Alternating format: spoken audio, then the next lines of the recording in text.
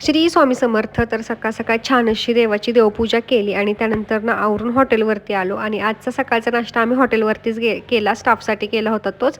त्यानंतर 4 वाजता मी गेले पार्लरमध्ये. माझं पार्लरचं काम झाल्यानंतर मग विकी आणि आद्या मला घेऊन जायला आले. मग जाता जाता आम्ही स्वीट्समध्ये गेलो. एक पार्सल घेतलं, ते म्हणजे समोस्याचं, आणि घरी आल्यानंतर त्यासोबत चहासुद्धा केला. समोसाची एक आठवण म्हणजे 11वी-12वीला मी निरेतच कॉलेजला होते. मग आम्ही कॉलेज सुटायचं आमचं 12 वाजता, 12:30 वाजता. तेव्हा घरी जाताना दररोज मी आणि माझी फ्रेंड म्हणजे धनश्री समोसा खाल्ल्याशिवाय घरी जायचोच नाही.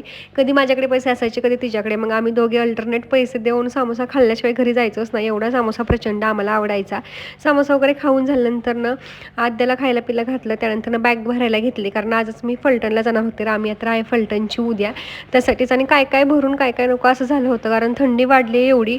त्यामुळे एक्स्ट्राचे कपडे, स्वेटर सगळं घ्यावं लागलं. आणि आज पण मी स्वयंपाक केलाच नव्हता, कारण फलटणला जायचं होतं. म्हणलं कुठे राडा घालू किचनवरती. मग